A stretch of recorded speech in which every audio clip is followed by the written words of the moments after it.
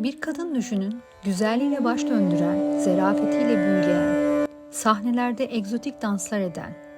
Ama bir gün savaşın en çalkantılı yıllarında hainlikle suçlanan, ihanetin simgesi mi, bir günah keçisi mi? Yoksa tarihin en yanlış anlaşılan kadınlarından biri mi?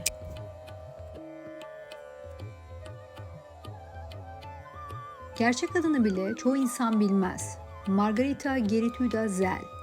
Ama dünya onu Mata Hari olarak tanıdı ve ondan geriye kalan, kurşuna dizilirken bile gözlerini kapatmayan bir kadının silüeti. Bu videoda onun yaşamına, aşklarına, sırlarına, savaşın acımasız gölgesine ve tarihin karanlık kararlarına birlikte yolculuk edeceğiz.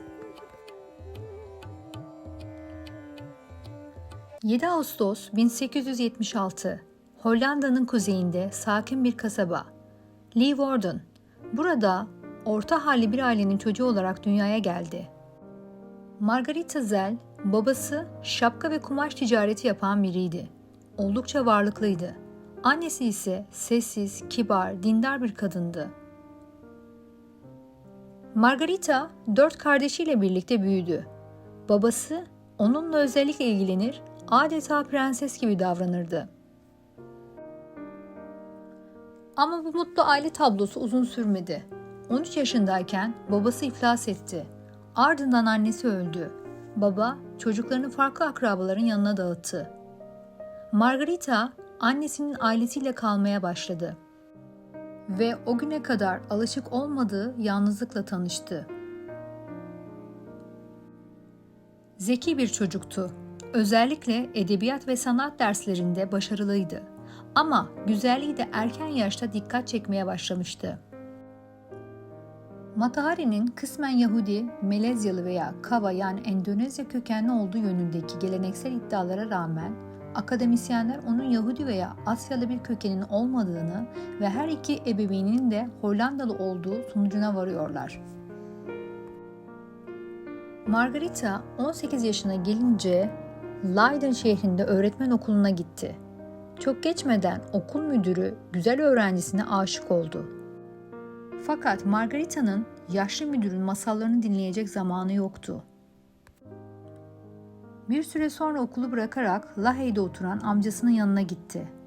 Burada bir subayla evlenmeyi istiyordu. Margarita genç yaşta hem dışlanmış hem de hayatın sert yüzünü görmüştü. Ama içindeki sahne aşkı başkalaşmaya başlamıştı. Margarita Zell 18 yaşına geldiğinde geleceğe dair bir hayali yoktu. Kimsesiz sayılırdı, parasızdı, umutsuzdu. O yıllarda genç bir kadın için seçenekler sınırlıydı. Ya evlenecekti ya da bir şekilde hayatta kalmanın başka yollarını bulacaktı. Ve Margarita kaderinin yönünü değiştiren o ilanı bir gazetede gördü. Hollanda Hindistan'ında görev yapan bir subay evlenmek için Hollandalı hanımefendi arıyor. İlanı veren adam Rudolf MacLeod adlı 20 yaş büyük alkol problemi olan çapkın bir askeri subaydı. Ama Margarita için bu ilan bir çıkış kapısıydı. Aslında ilan bir şakadan ibaretti. Yüzbaşı Rudolf MacLeod arkadaşlarıyla konuşurken son derece sıkıntılı bir hayat geçirdiğini söylemiş, onlar da gülerek evlenmesini tavsiye etmişti. Yüzbaşının dostlarından bir gazeteci de bu evlenme ilanını uydurarak gazetesinde ilan vermişti. Yüzbaşının aldığı 15 mektuptan yalnızca biri dikkatini çekti. O mektubu gönderen Margarita'ydı. İçine resmini de koymuştu. İlk görüşmeleri 24 Mart 1895'te Amsterdam'da gerçekleşti. Kısa süre içinde evlendiler. Evlilikleri Margarita'ya resmi olarak saygınlık kazandırdı. Madame MacLeod oldu. 1897 yılında çift birlikte Hollanda Hindistan'ına, bugünkü adıyla Endonezya'ya yani sömürge topraklarına gitti. Ve burası onun hem fiziksel hem de ruhsal dönüşümünün başladığı yer oldu. Doğu kültürüne, danslarına, mistik öykülerine aşık olmuştu. Bu kültürler içinde adeta yeniden doğdu. Ve belki de orada ileride Mata Hari olacak kadının ilk nüveleri şekillenmeye başladı. Ama bu mutluluk uzun sürmedi. Evlilik, kocasının alkolizmi ve sadakatsizliği nedeniyle çöküyordu. Daha da kötüsü, çocuklarından biri olan küçük oğlu Norman, gizemli bir zehirlenme sonucu öldü. Bazı kaynaklar bir hizmetçinin intikam amaçlı zehirlediğini yazar hatta. Oğlunun ölümü, Margarita'nın hayatındaki kırılma noktalarından biri oldu. Bu sadece bir evladın ölümü değildi. Aynı zamanda umutlarının, kadının içindeki sevginin ve masumiyetinin de gömüldüğü andı. Kocasından ayrılmak, bir kadın için o dönemlerde büyük bir damgaydı. Ama Margarita artık başka biriydi. Ne eski adı, ne eski hayatı ona ait değildi. Artık başka bir dünyaya aitti. Sahneye, özgürlüğe, başka bir kimliğe ve Avrupa'ya, Paris'e dönüş zamanıydı. Yıl 1903, Paris. Işıkların şehri, sanatın, bohemin, çılgınlığın başkenti. Picasso'nun, Colette'in, Rodin'in Paris'i ve bu şehir kaderin başka bir perdesini açmak üzereydi. Margarita tüm geçmişini geride bırakıp Paris'e geldiğinde cebinde neredeyse hiç parası yoktu. Dikiş nakış işleri yaptı, modellik denedi, sirklerde çalıştı.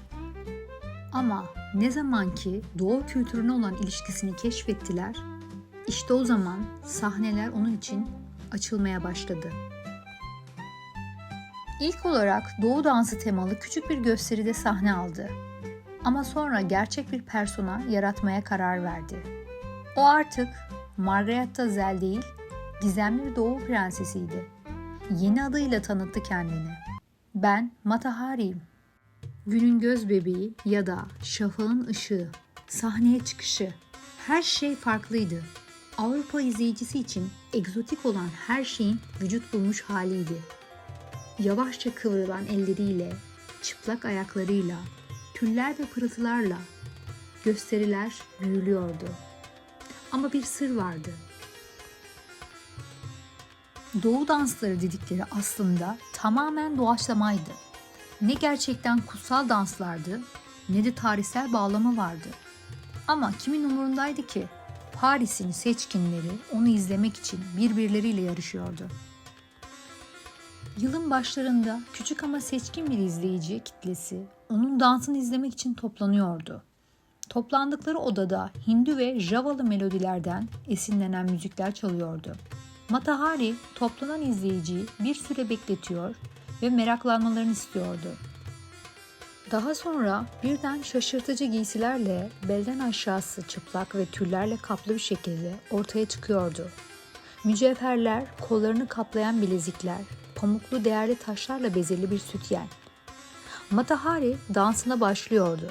Fakat dans Fransa'da daha önce hiç görülmemiş biçimdeydi. Bütün bedenini titretebiliyordu. Dansını farklı kılmak için dansının Hint ve Java mitolojisinden hikayeler anlatıldığını söylüyordu. Kısa süre içinde Paris'in uzak bölgelerinden seçkin kesimler Mata Hari'nin dansını görmek için rekabete giriştiler. Sadece bir dansçı değildi artık. O, dönemin modası haline gelen egzotik erotizmin simgesiydi. Sahne arkasında subaylarla, aristokratlarla, diplomatlarla dolu bir aşk ve entrika ağı oluşuyordu. Mata Hari'nin ünü gittikçe yayılıyordu ve halk onun hakkında daha fazla şey bilmek istiyordu. Gazetecilere aslında Hollandalı olup Java adasından büyüdüğünü söylemişti. Ayrıca Hindistan'da geçirdiği süreden ve orada dansları nasıl öğrendiğinden bahsediyordu.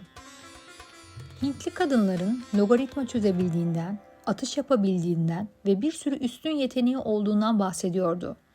Bir süre sonra Mata Hari gazetecilere daha çok açıklama yaptı ve geçmişi hakkında söyledikleri durmadan değişiyordu.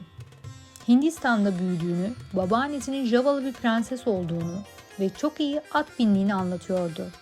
Hiç kimse onun hakkında kesin bir bilgiye sahip değildi ve onu gizemli kılan da buydu. Halk sadece onun hakkında bir şeyler bilmek istiyordu. Yalanlarını rahatlıkla görmezden gelebiliyorlardı. İnsanlar hayallerindeki doğulu kadın nasılsa Matahari'yi de öyle görüyorlardı. Bu kadar hızlı şöhret olmasının ardından ilk kez 1905 Ağustos'unda halk için dans etti. Halk o kadar meraklı ve hayrandı ki izdihama sebebiyet verdiler. O artık kült bir figür haline gelmişti. Bir eleştirmen Matahari bütün Hint şiirlerine, mistizmine, şehvetliğine ve hipnotize edici büyüsüne vücut veriyor demişti. Bir diğer eleştirmen, eğer Hindistan böylesi beklenmedik hazinelere sahipse tüm erkekler Ganj Nehri kıyılarına göç eder diye yazmıştı. Ben bir tapınak dansçısıyım diyordu. Çırılçıplak kalmak benim için utanılacak bir şey değil. Bu ruhumu ortaya çıkarmanın bir yolu. Bu söylem sadece sahnede değil, düşünsel olarak da devrimsel bir şeydi. Kadın bedenini, ruhunu ve kimliğini kendi arzusu doğrultusunda sunuyordu. Erkeklerin hükmettiği bir dünyada kendi oyununu kurmuştu. 1906-1912 arasında Berlin, Viyana, Madrid, Milano, Avrupa'nın dört bir yanında sahne aldı. Krallar, diplomatlar, iş adamları onun için en önden bilet aldı. Gazetelerde başlıklara taşındı. Gizemli doğunun kadını, şehvetin dansı, Matahari Avrupa'yı büyülüyor. Ama elbette herkes onun dansını anlamıyordu. Kimileri onu sadece erotik bir figür olarak görüyor, kimileri ise feminist ikon olarak selamlıyordu. Bu çelişki onu efsane yapan şeydi belki de.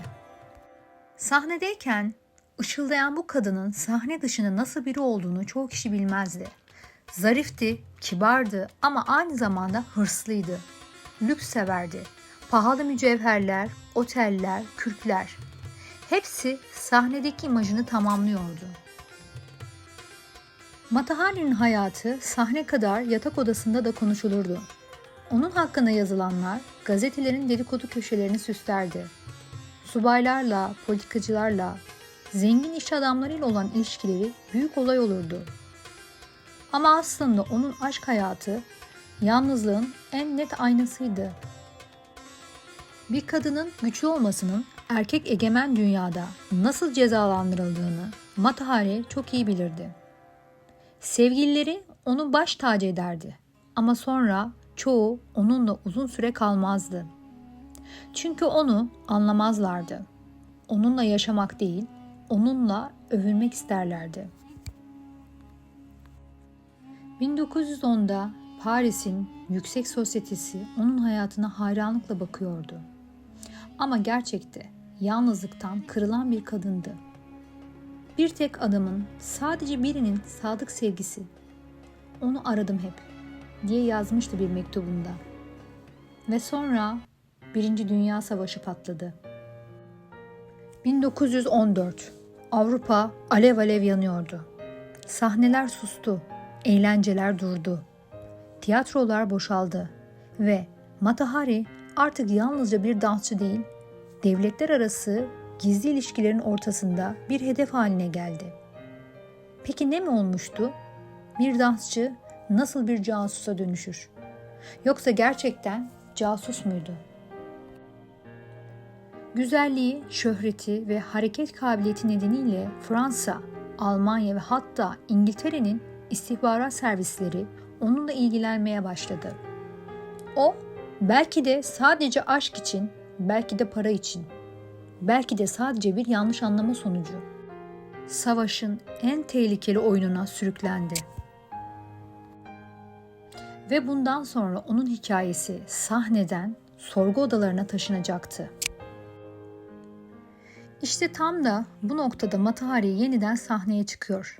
Ama bu kez dans etmiyor. Sahne Paris'in opera salonu değil, Berlin'in, Madrid'in, Amsterdam'ın otel odaları, gizli kahveleri, diplomat toplantıları. Mata Hari'nin hayatı savaşın ortasında hem de Fransızlar hem Almanlar için birer fırsat haline gelmişti.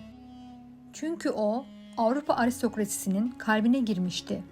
Generallerle, büyükelçilerle, üst düzey askerlerle birlikte olmuştu. Ve kimse ona sorgusuz sualsiz sırlarını fısıldarken onun bir casus olabileceğini düşünmemişti. Ama Fransa öyle düşünmüyordu. Ona güvenmiyorlardı. Çünkü o bir yabancıydı.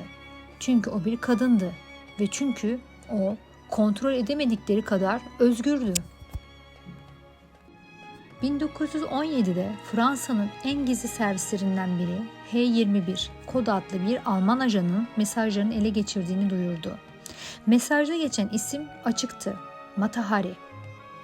Ama dikkat, bugün birçok tarihçi diyor ki bu mesajlar bilerek açık şifreyle gönderilmişti. Çünkü Almanlar onu çoktan gözden çıkartmıştı ve Fransa'da onu yakalayarak hem halka bir mesaj vermek hem de iç güveni sağlamak istiyordu. Paris'teki askeri üslerin yerini anlatmak, Fransız subaylarla birlikte olup duyduklarını Almanya'ya taşımak. Peki kanıt var mıydı? Hayır, yalnızca birkaç mektup, tanıdık beyanı ve bir kısım şifreli telgraf. Ama o dönemde bir kadının şehveti delilden sayılıyordu. Ve Mata Hari bu suçun ta kendisiydi. Dikkatli müşahitler Mata Hari'nin Gimet Müzesi'nde ilk dans ettiği sırada Alman seferi Prens Rodoni'nin kendisiyle fazla iltifatta bulunduğunu gözden kaçırmamışlardı. Antonin de onun bale üstadı casus Sarako ile sıkı fıkı olduğunu biliyordu. Neyli'deki villasında hüviyeti pek iyi anlaşılamayan bir Alman subayı ile uzun süre yaşadığı da malumdu. 2 Eylül 2 Kasım 1916 tarihleri arası şüpheleri üzerine toplayan bu kadının genç havacılarla düşüp kalktığı tespit edildi. Fakat aleyhine en ufak bir delil elde etmek mümkün değildi. Bu durumda Mata Hari'nin sınır dışı edilmesi kararlaştırıldı ve yüzbaşı Ladov emir iletmekle görevlendirildi. Mata Hari bu emir üzerine derin bir hayrete düşerek Fransa'ya bağlı olduğunu söyledi.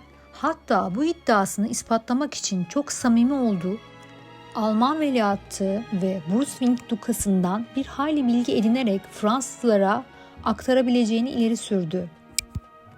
Ladov bu teklifi derhal kabul etti ve Mata Hari'nin İspanya'ya giderek oradan İngiltere'ye geçmesini kararlaştırdı. Fakat Mata Hari İngiltere'ye ayak basınca gizli haber alma servisi onu tekrar İspanya'ya iade etti. Anlaşılan bütün bu mizansen Mata Hari'ye kurulan bir tuzaktan başka bir şey değildi. Sonuç çıkmayınca geri gönderildi.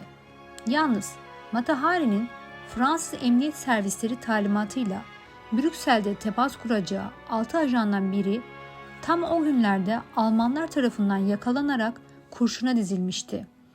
Bunun üzerine gizli haber alma servisi Fransız 2. Şubesine yazdığı bir yazıda Mata Hari'yi Brüksel'deki bir ajanın idamından sorumlu tutmak gerektiğini bildirdi.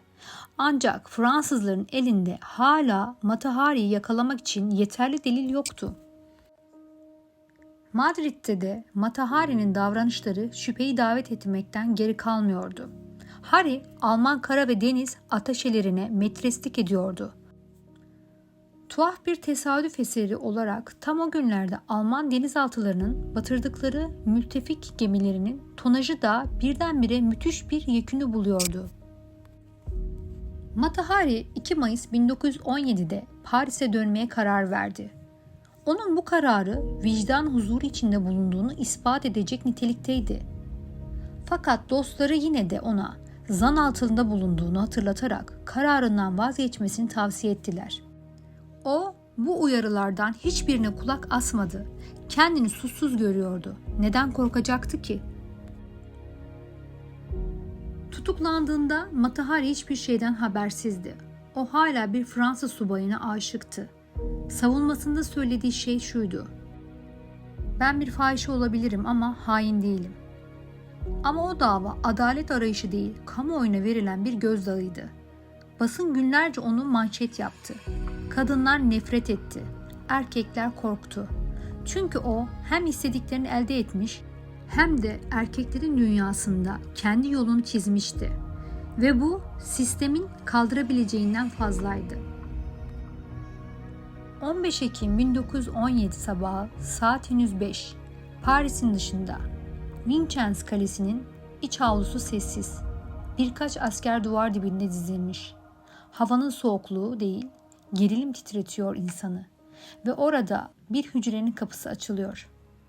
Mata Hari idam sabahına hazırlanıyor. O sabah makyajını yaptı. En güzel kıyafetlerini giydi. Üzerinde zarif koyu bir ceket, etek, şapka ve eldiven vardı. Başını dimdik tuttu. Kimseye yalvarmadı. Kimseye ağlamadı. Bir keresinde şöyle demişti. Beni yargılayanlar benim gibi bir kadını hiç anlamadı. Çünkü ben onların sınırlarını aştım.